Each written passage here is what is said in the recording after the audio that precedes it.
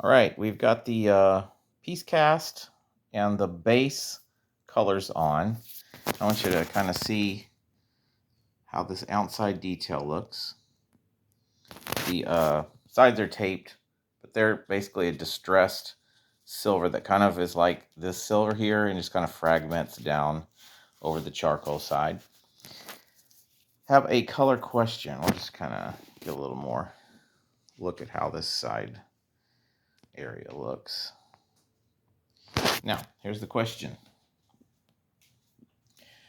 In this piece, the way the proposal looks, there's a lot of kind of an antiquing, like an antique gold, and an antique gold would be this here. You can see it's very kind of brownish. Let's see if I can grab this guy.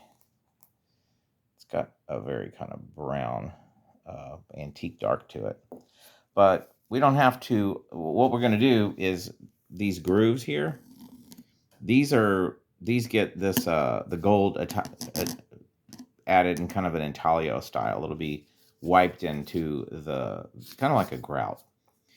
And then the tops, these high points, will get leafing adhesive, a sizing, and the top will be leafed in kind of a broken style so we can see on and off things going underneath.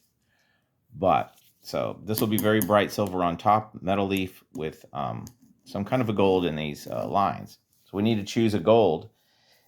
In the proposal, we see a lot of this kind of a brownish antique. This is what I was sent as the inspiration piece, which would be, like I said, this one here. You can't really mix and match. Doesn't often look too good. You kind of got to stick to one, but we can do that. There, when you get this like highlight here blended with this dark here, what we're really seeing is, see how we have these golds here?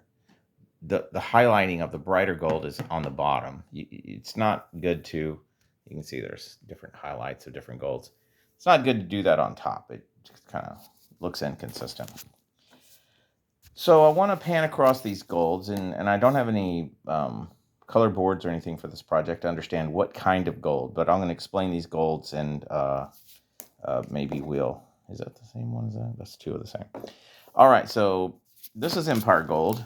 It's just, you know, really rich, almost like an amber gold. The camera's picking it up too yellow, but it's, I would call it like an amber. See if I can get it kind of an accurate vibe on it. There's that one. There's antique gold, which is a lot like the proposal. There's that. This is a green gold. They call it green gold because it's always got this kind of light, barely kind of greeny flash, barely. Okay, Venus Martin. This is one of the prettiest golds. This is basically the color of gold leaf with a little more warmth to it.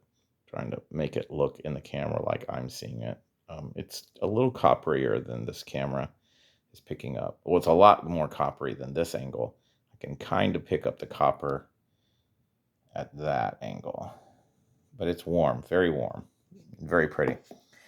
There are these brighter yellows. They're not yellow, but they come off.